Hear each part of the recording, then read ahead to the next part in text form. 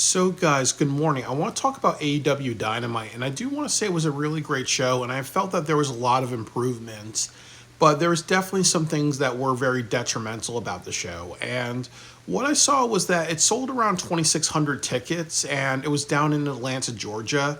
And the setup, I think it was called the Gateway Arena, I believe. And the thing about it is that it has usually a capacity of 5,000 people.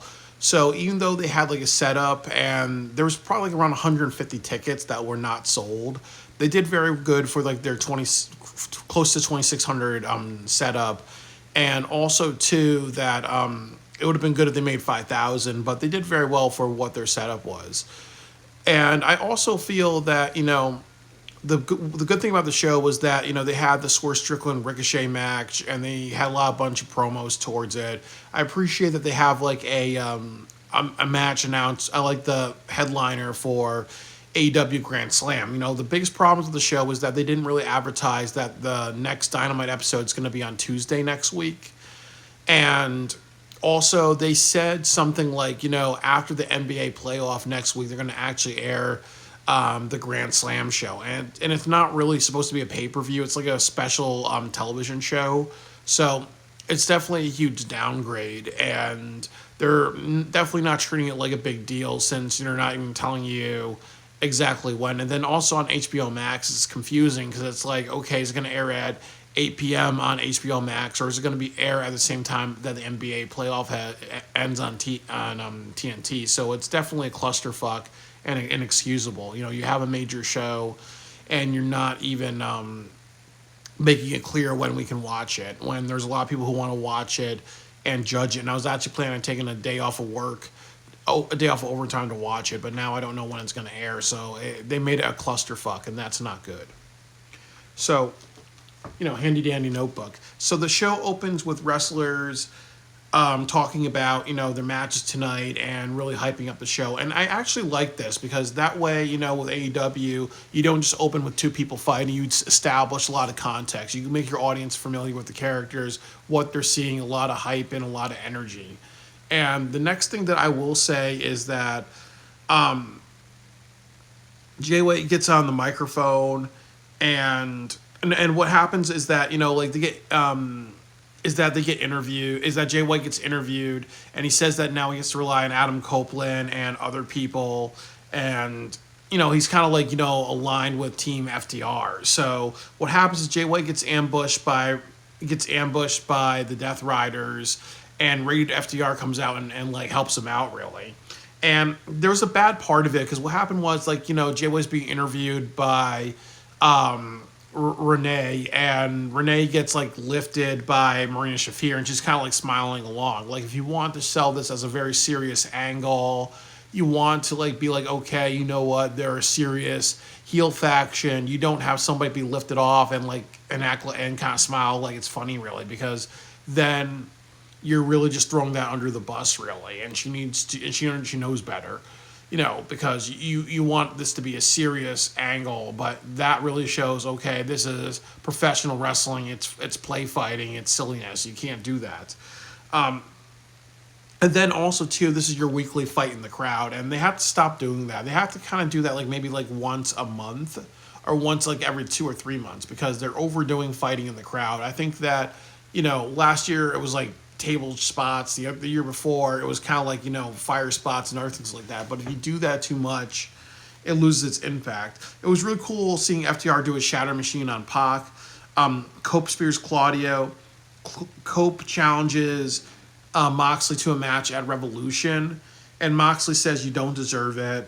And then Jay White announces that, how about we do this? Claudio and Moxley versus Jay White and Adam Copeland for a Brisbane Brawl at AEW Grand Slam. So just like with the Memphis, what was it? The Mid-South Street Fight last week. It's the same exact thing where it is a tornado tag, no DQ tag, and they can do whatever they want really. So I'm happy that they announced that this is the main event match for Brisbane. It's a good one, but the huge problem with it is that obviously it's a little monotonous because you have Takeshita and Fletcher versus Ospreay and Kenny Omega. So now you have two like mega tag team matches. So you kind of have to worry a little bit about, okay, you're over relying on tag team matches for a show. There's not a lot of singles matches. So I'm a little like, kind of concerned that, as I said, I really wish this was a pay-per-view. I really wish there was like 8 matches and they had more build. They said like, they'd say like, even though we are not, even though we did not do the 50,000 seat arena, we are going to treat this like a big deal. This is going to be our first pay-per-view of the year, and they're going to elevate their standards. This more feels like a television special, but they're overdoing the tag team stuff. The next thing was Okada does a promo with Buddy Matthews, and this was kind of bad build because I think what Buddy Matthews says, like, you're a bitch for not challenging me, and then Okada says something like, I'm not a bitch, you're a bitch, or something like that. So that's not good. And that's when they announced that this is happening after the NBA playoffs. So that's not good because, again, what the fuck does that mean? What fucking time is this show going to be on? When the fuck can I watch this? And then I kind of told myself, I'm going to Tennessee in a couple of weeks, really. So the thing about it is that I probably would not even watch the show. I probably would do the overtime and miss out on the show because I don't know when it starts, really. So why would I want to kind of, maybe this show's going to air at midnight and then I just can't, and then I don't have enough time to kind of rest and wake up the next day and go to work, really. So it's really a clusterfuck, and that's fucking inexcusable because we have to know when it is. You treat it like a pay-per-view, treat it like a big deal. Wasn't this originally a pay-per-view? Fucking inexcusable. The next match, the opening match, was Will Ospreay versus a Don Callis member. So the new member of the Don Callis family was Mark Davis. And for those who don't know, he was in like I think he was in Aussie Open or the Undisputed Kingdom. No, that tag team that Kyle Fletcher was in, the Australian tag team. So I think it was United Empire or something like that. I don't really remember. But it was bad because at Grand Slam, he was kind of really supportive of Will Ospreay, and he was not supportive of Kyle Fletcher, really. But now he kind of turned heel, and that's not really explained. And I'm not sure how he sounds on the microphone, really, but he didn't really have him kind of explain. He just we went from good guy to bad guy, the same way you had Powerhouse Hobbs go from bad guy to good guy, type of thing, really. So it just wasn't good. It wasn't good storytelling. It was just, let's get into the match. And then the other thing is, most people don't know who the fuck Mark Davis is. And also, too, like, the plot holes in the storyline. Mark Davis does some knife edge chops and a senton, vertical suplex. Ospreay does the phenomenal forearm. Mark Davis does the dragon suplex. Ospreay does the crossbody onto Mark Davis. Ospreay hits the Oz cutter. Davis hits a lariat pile driver, exposes the ring rope. Ospreay hits a hidden blade. When Davis is arguing with the referee, Davis loses. So really great. I gave it a 3 out of 5. Really great action. And it would have been better if Mark Davis actually won this match, because that way you can say he's a formidable threat, really. Because the problem is you can't debut people in a faction and have them lose their first match, really. Because the problem is then it's like, why should I take Mark Davis seriously if he jobs to Will Ospreay? Here's the time to really establish him and reintroduce him strong, and you didn't do that. You just say, oh, well, he's, another Brian Cage, really. Another person who just loses, like, a little too much. So they did a great video package with Ricochet, and I really like the story of this. The story makes sense. Ricochet feels very, very embarrassed, and Swerve says, like, okay, well, Ricochet is a poser, really, so he was never a wrestler to be looked at as serious or anything like that, really. So I kind of like this story dynamic. It makes a lot of sense, really. And I think it's also good because we resonate with Ricochet. We all understand that, when we're a butt of people's jokes, sometimes we want to embrace our darkness and all that.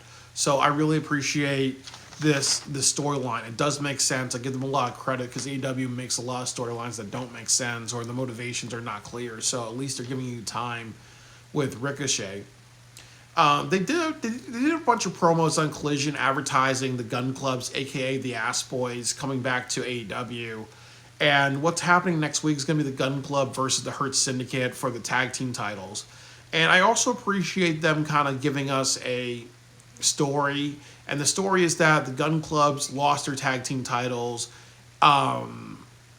like a way while back, and they never got an opportunity to have a rematch. And now this is their opportunity to have like a rematch, to use their rematch clause, even if it's way in the future and all that. Really, so it does make sense, but in a way it doesn't make sense because shouldn't they have argued about that with the team that actually beat them instead of waiting on a future team? So, it's 50-50, even though I appreciate them not just like announcing that match, like giving them some context, even if the context is a little faulty. Like, it's good, but do better. And then the other issue is that you look at like the Gun Club, they look like discount Chippendale strippers, and Bobby motherfucking Lashley and Shelton, they actually have muscle mass on their body, really. So, it's kind of a little embarrassing because you see how, like, these guys are tiny compared to Bobby Lashley and Shelton, really. So, it kind of makes me kind of think about, how are they going to lose the titles and who are they going to give the titles to? Because they have to make sure that they give it to a credible team, and the Gun Club isn't that. So I hope that they book the match well and they make sure that Bobby Lashley looks dominant, because you can't have him, job to smaller people or have a 50-50 match with, like with somebody like Sammy Guevara or whoever. You got to make it realistic. So I'm a little worried about that. And the next match is that you do a Renee, Harley Cameron, and Mercedes Moné. So Harley Cameron has the Moné puppet, and then Harley Cameron flips off Sasha Banks, and Renee grabs her hand and says don't do that when Moné turns her back and goes into her locker room. So I do like Harley Cameron. The way that she does comedy, it really gets over, and I think that she kind of has a spunk. She showed a lot of her personality, and she's kind of fun and playful, but she also wants to do bigger and better. So I really think that we kind of resonate. Maybe that person that is very spirited and hopeful and wants to accomplish something. So I really think that a lot of people resonate with that. And I was saying to myself, imagine what would have happened if you had Marina Shafir go after the AEW women's title. So you have Harley Cameron versus Marina Shafir, or you have Queen Aminata, wanting to actually be treated like a bigger deal. And after that, what would happen if you had more female wrestlers have a strong personality? There's a lot of stories that you can tell, really. Right now it's a lot of Mariah May and Toni Storm, but that's kind of run its course, really. So I really think that Harley Cameron, you really, really, really have something there. And it really needs to be developed because she can really do a lot for the women's division. She's getting herself over, but there's a lot more that can be done, really. So hopefully they do value her, and they actually they actually see the power in her, and they also kind of understand that it can't be Mercedes Moné being a privileged bitch, and it can't just be Toni Storm and Mariah May having identity issues, because those things have gotten old. They have to do new stuff, and Harley Cameron can be that light, really. And also, like I said about Marina Shafir, and I need to do a video about her, but she should be going after the AEW's Women's World Championship. The next thing was a backstage segment with Adam Page and Max Caster, and I was saying to myself, that Max Caster was saying something he did a comedy thing about saying well, you like to pick a fight. Why don't you pick a fight with Anthony Bowens or Billy Gunn? And then Adam Page was kind of you know what? Well, since you're here, I'm going to pick a fight with you. And then Adam Page chases Anthony Bowens, so it turns into a comedy angle. And I was kind of saying to myself, what would happen if Max Caster kind of says okay, you know what? I'm going to give you my maybe my platinum, maybe his bling bling or something like that, and said okay, it's worth $50,000. He says, okay, yeah, I'll challenge Anthony Bowens, and then they have a match at Grand Slam, and then you actually have Bowens beat Adam Page, and then you make Bowens a big star, really. Then you eventually get to Bowens versus Max Caster at AEW Revolution, or you do something where Anthony Bowens is about to win, Max Caster interferes, then Buckshot Lariat, and then what happens is that Bowens and Max Caster have a match, and then Max Caster actually beat a bunch of people, look legit. Really, that tells a better story than this comedy shit that they're doing with Max Caster and this jobber shit. So it's unfortunate, and it's a detriment to not really tell a good fight story, build to a good fight at Revolution between Max Caster and Anthony Bowens. The next match was Brody King and Buddy Matthews versus Kyle Fletcher and Konosuke Takeshita. So I want to say that I really felt very bored, and I almost fell asleep during this match because this is probably the third time I think tonight that you had something Don Callis related. So again, that's just way too much exposure. The match started very, very slow, and I really didn't like that. And then you did the obligatory, them being outside the ring for more than 10 seconds. And I also didn't like it because I felt like Brody King was spending way too much time high-fiving people in the front row. That's a nice gesture, but the problem is if you do that too much, and he did that I think maybe 2 or 3 times really. It was high-fiving the whole row really. It just felt very monotonous. And when they got into the ring, that's when the match started to pick up pace. Takeshita hits a German suplex on Brody King. Brody King does a splash on the Kyle Fletcher and Konosuke Takeshita while they're both on the ringside chairs. Buddy Matthews does an over the rope dive on both opponents, and Buddy Matthews does a Meteora on Kyle Fletcher. They start picking up speed once in the ring. That's when I actually felt very engaged in the match. And then Okada's music plays, causing distraction on Buddy Matthews. The match felt very, very 50-50. Brody King does a corner senton. Kyle Fletcher does a DDT on Brody King. Kyle Fletcher and Takeshita do a double team brainbuster on Brody King. And then I gave the match 3 out of 5 really, because I think that looked really stupid that you just had Okada's music play. You should have actually had him come out or taunt Buddy Matthews or attack him by ringside because they're going to have a match at Grand Slam. Okada versus Buddy Matthews for the Continental Classic Championship.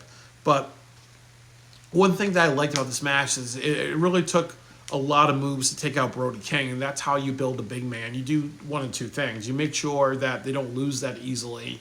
They don't lose all the time, really. Brody King has had great matches. He doesn't lose all the time, really. And then also, too, he's very athletic, really. So the fact that it took such a long time for him to be pinned and double team moves and other things like that, it really showed that he's the monster, and it takes a lot to take him out, really. So he did look very, very legit. The next thing was that they did a segment with Christian Cage, Hook, and Joe, Kip, and Nick Wayne. So it was a bad segment because what happened was that Joe and Hook decided to go to the locker room. They beat down Kip Sabian and Nick Wayne. Christian is about to walk in on the melee. So what he does is that he hides in another area. When Joe and Hook leave, he kind of acts like, oh, well, what happened here, really? So, it kind of makes him look like a chicken shit, but it also makes him look like a comedy character. I think Christian is better being more serious. In this one, he felt like, he felt like they were just being too silly.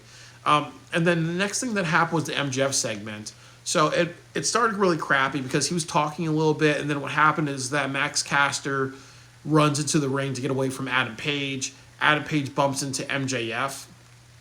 So that way they're trying to set up some... They're foreshadowing to an Adam Page and MJF feud, and that's kind of what they're doing. And then what happens is that he gets interrupted one more time by Dustin Rhodes. And Dustin Rhodes says, you have all the potential in the world, but you choose to go to dark places. And then I kind of said to myself, imagine what would have happened if instead of Jeff Jarrett, you had Dustin versus MJF, really. I think you would have gotten something really good. Like, Dustin wants one more shot at glory.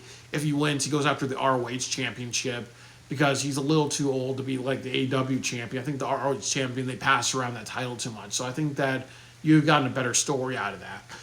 And like I've said in my fantasy booking video, I would want to see Dustin become the ROH champion by the end of the year. But a lot of people are saying that's going to be Jeff Jarrett.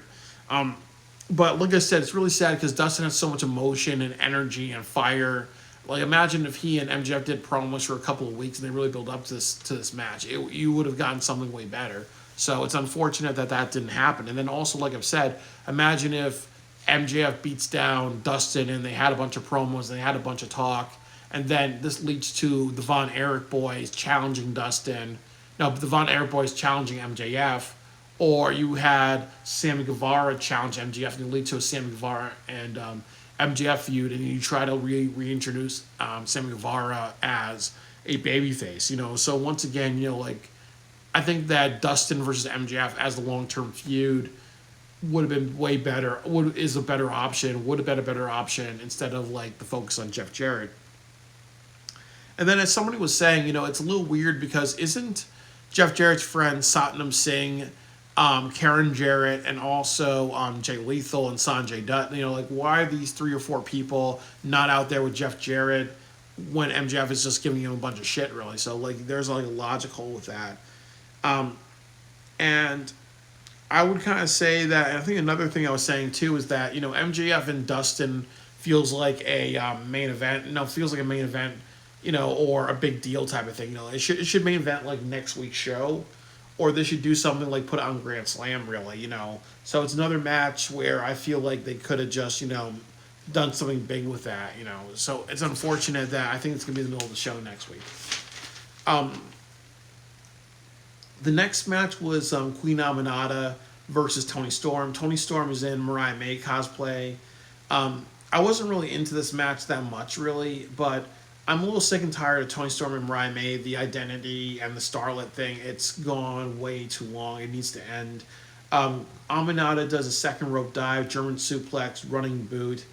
And I was saying that, like I've said before, imagine if Queen Aminata was somebody that was featured like almost every single week. She was talking backstage. She wants to be the queen of the division. She wants to be the queen she wants to be, like, long live the queen, or the queen needs her crown, really, like the title, really. Imagine if you kind of set her up as that character, really, or the queen versus the CEO. That those things like really matter, really. Like, imagine if Aminata was that character, you would have a stronger women's division. Like, you need at least 10 female wrestlers that have personalities, a goal, and a motivation, really. And Aminata can be that, but she's not built in that.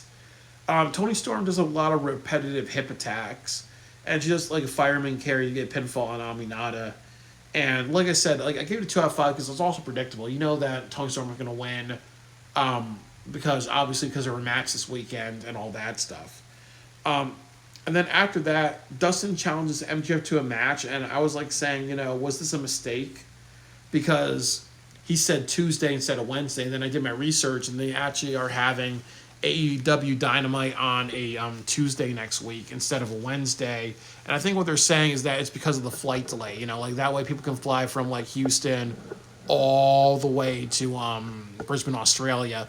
And that's not a fun flight, really, because that's like, that's a long ass flight, really.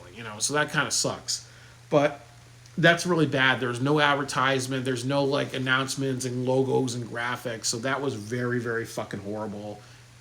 That's fucking inexcusable. If you have a show on a different night, you have to make a big fucking deal because it's going to drop the ratings. And then people don't know when the Grand Slam show is going to be on television. And then that's going to be bad. So they're setting themselves up for failure, which is a pattern for AEW. The next thing is that they had a Hobbs promo, and then they had Big Bill and the Learning Tree talk about what's going to happen this weekend. It's going to be the bounty hunter Brian Keith versus Bandito, and Bandito is one for $100,000. So what Chris Jericho says is that if Brian Keith actually beats Bandito, he gets $200,000 instead of the $100,000 bounty. There's going to be $100,000 of AEW money, and there's going to be $100,000 of Chris Jericho's money. So you obviously know that Brian Keith is going to lose. And then what happens is that Hobbs comes out, and the Learning Tree start beating down Hobbs. It's a 3-on-1, and then the Outrunners come to save Hobbs. And like I was saying to myself, imagine if they had Big Bill versus Hobbs at Grand Slam. They honestly should have that match. That's ridiculous that they don't have that, because there is some story, there is some fight, there is some, like, big man versus big man, and they kind of been lacking that dynamic, like King Kong versus Godzilla type of dynamic, really. So it's just like, as I said, imagine how much that would add to the Grand Slam show. Imagine how much that would say, okay, well, Hobbs and stories, we're actually using Hobbs a lot better, really. I know, like, some people said, like, okay, like, Big Cass is really just not is like a step down for Hobbs, but I think it's a step up for him, because Hobbs hasn't been featured that long, really. So I think, like, you have to go from Hobbs. You have to go from Big Cass and Hobbs to Chris Jericho and Hobbs for the ROH Championship, and then Hobbs joins the Rated FTR for Double or Nothing, Anarchy in the Arena, and then you are off to the races with Hobbs. Maybe do, like, ROH title versus AEW World title type of thing, really. So there's seeds. There are definitely seeds for Hobbs to be very successful. They kind of go down that next one's Chris Jericho, and then it's going to be for the ROH title, and you do that Supercard of Honor, or you do that Dynasty or something like that, and then kind of make it, a bigger deal type of thing. So hopefully they do right by Hobbs, really. And like I said, if they don't do right by Hobbs, and he's just floating around, there's no direction, then just go to WWE after this. And then the other bad thing about this one was that there was a camera, and what happened was that camera got knocked to the ground, and then it cut to black, really. So it looked very, very amateur, because it's like, usually what would happen is that, they would pick up the camera and then they'd be filming a little bit more, but it just felt really just weird. Okay, camera gets knocked to the ground, really, and they're not picking it up, and it's a bad angle, and they just cut the black, almost like, okay, well, technical difficulties or whatever, really. So it looked very Bush League. The main event match was Ricochet versus Swerve. Ricochet hit Swerve in the back with a chair. That's a great heel move, great way to open it. And then also I want to say with Ricochet during the match, he wasn't smiling and acting giddy. He took this very, very seriously. He was pissed off that he got embarrassed, so he really played that dynamic of, you fuck with me, you find out. So I appreciate Ricochet for being a stronger heel. Ricochet is a running knee and a vertical finisher. Ricochet dominates most of the match, throws Swerve Strickland into barricades. Ricochet does his role very well. Swerve Strickland does a power bomb on the guardrail to Ricochet, and then later on, Swerve Strickland does a catapult to Ricochet on the exposed third bottom turnbuckle. Ricochet does the code breaker. Swerve Strickland does a straight down power slam, release German suplex, house call Swerve stomp. Ricochet hits a German suplex on the ring apron, does a springboard 450, and then a shooting star press. Swerve Strickland does a house call and Swerve stun. Ricochet hits him with a low blow, spirit gum, and pins Ricochet.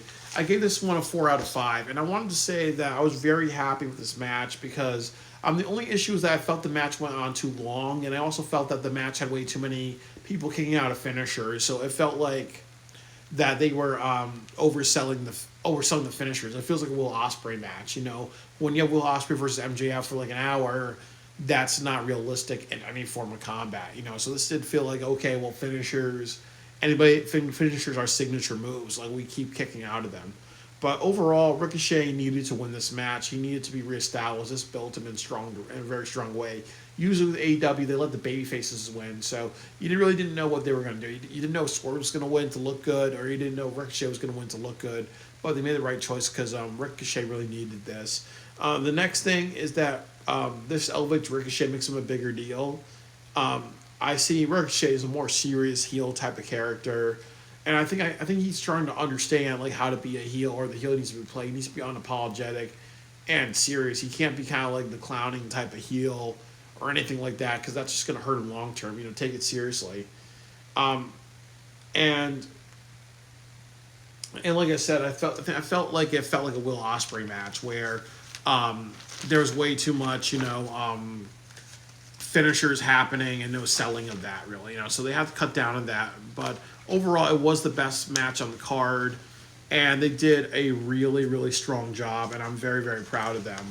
So I really want to say that, overall, I'm very very happy with the show. I think that if I was to give it a grade, I would give it a B minus. Um, Definitely, it would be like a B plus or even an A minus in my book if they actually advertised Grand Slam, and they actually advertise, like what are the showing hours of Grand Slam? What's the showtime of Grand Slam? Is it 8 p.m., 7 p.m., 9 p.m.?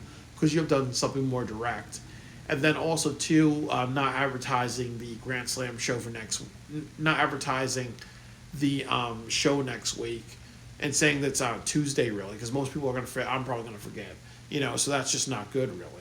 But what I would have to say is that overall, they're definitely going in a really good direction. I like that they're not having that much matches. They're focused on story and different people. There's definitely some issues with the show. Like I said, like Mark Davis was not introduced that well, and and that's really just about it and stuff like that. But also too, I appreciate them kind of cutting down matches because sometimes too many matches, um, it really spoils everything really. So overall, a good show, and I'm really happy. It was one of the best shows I've seen out of AEW in a while, really. So keep up with that quality.